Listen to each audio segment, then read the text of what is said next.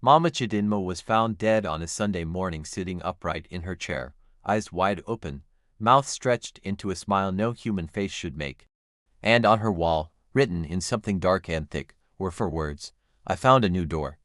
But what would you do if you discovered that the evil you thought was defeated had not just survived, but grown stronger, and was now moving through your entire village? Looking for its next meal, what would you do if you realized you were the one who set it free? Every person who has ever faced darkness believes that surviving it means it is over. But our ancestors understood something we have forgotten. A true evil does not just want to feed. It wants to spread, and every time it is fought, it learns. It grows, it hungers for more. By the end of this story you will understand that some fights are not just personal. And you will feel something that will stay with you long after this video ends, the terrifying truth that stopping evil once never means stopping it forever. Welcome back to Gotti's Folktale Lessons.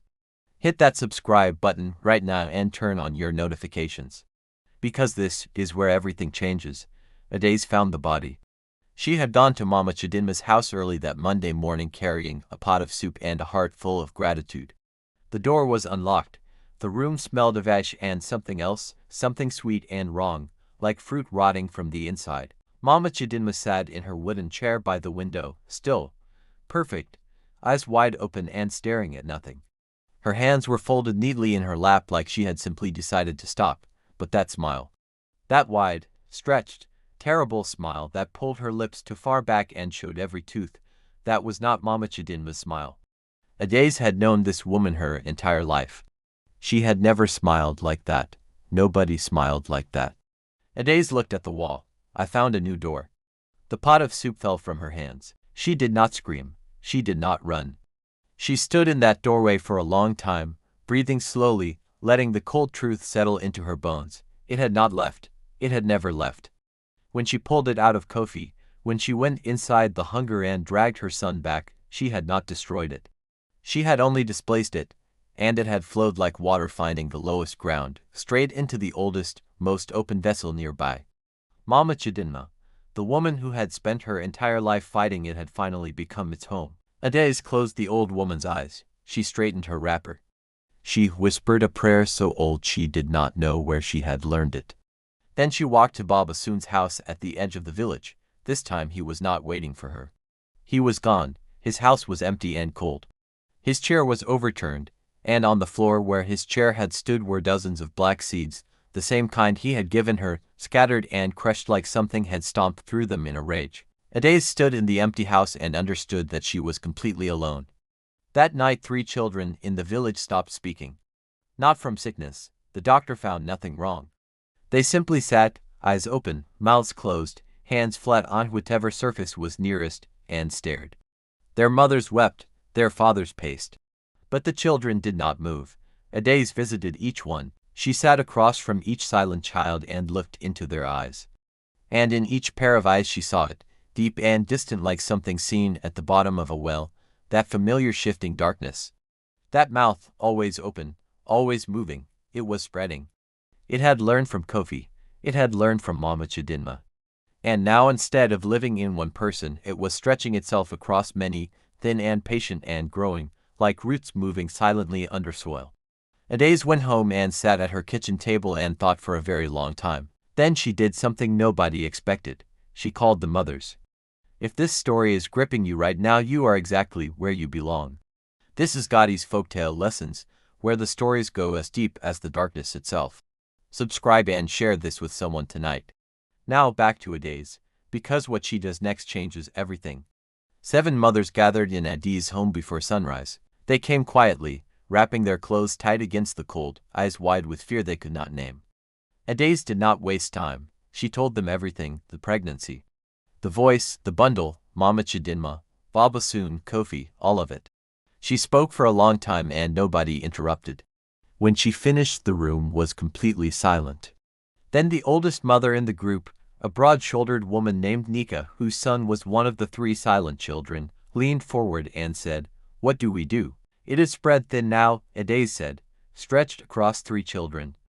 "That means it is weaker in each one than it was in Kofi, than it was in me." She looked around the table. "But it will keep spreading until it is strong again. We have one chance. We have to go in together. Into the hunger, Nika said flatly. Into the hunger, Adaze confirmed. Another mother shook her head. You are talking about leaving our bodies. I am talking about saving our children, Adaze said. Nobody argued after that. They went in holding hands. 7 mothers sitting in a circle in Adi's small kitchen. Hands locked together, eyes closed, the last of Babasoon's seeds, gathered from his floor and carefully saved, held between their joined palms. The darkness came differently this time. It came slowly, carefully, like it knew they were coming and was preparing. The space inside was larger than before, vast and cold and layered, like a place that had been fed in for centuries. And the hunger was everywhere, not one shape, not one mouth. Dozens of them, small and flickering like candles, each one attached to a thin thread of light. The children, take your child, Adaze said into the darkness. Find your thread and pull. What happened next was not elegant, it was not quiet. It was 7 mothers screaming without sound in a darkness older than their village, older than their language, older than the first story ever told around the first fire. It was fingernails and fury and the specific, unstoppable ferocity of women who have already decided they will not lose. The hunger fought back hard. It slammed against them. It whispered. It threatened. It promised things, comfort, peace, an end to pain, in voices that sounded exactly like their children. It knew every fear. It knew every wound. It reached inside each mother and found the most broken tender place and pressed. But it had made one terrible mistake. It had taken all their children at once. And there is nothing in this world, no darkness, no hunger, no ancient evil without a name, that is stronger than 7 mothers who are angry at the same time. They pulled together. All 3 children woke up screaming at exactly the same moment. Real screaming, loud and ragged and gloriously human. The mothers held them and wept, and the sun came up over the village like it had been waiting for permission. Adaze sat on her floor long after the others had gone home. Kofi slept in her lap, heavy and warm and safe. Emeka knelt beside her, his hand on her back, still not fully understanding but understanding enough. Outside the village was waking up. Fires being lit, morning sounds, ordinary beautiful life. But Adaze stared at the wall and thought about what she had felt in those last moments inside the darkness. When they pulled the children free, when the hunger finally let go. It had not screamed. It had not fought to the last.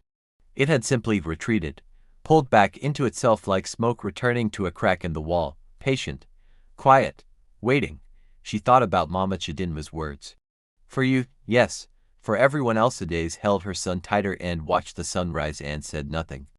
Because some truths are too heavy to speak out loud, and some hungers never truly end. They only wait for the next door to open. Evil does not die. It learns your name, and it teaches it to the dark. Thank you for watching Gaudi's Folktale Lessons. If part 3 shook you, if you felt it in your chest, share this story right now. And subscribe because this series is not finished. The darkness is still out there. And next time, it will not come for the children. It will come for the mothers.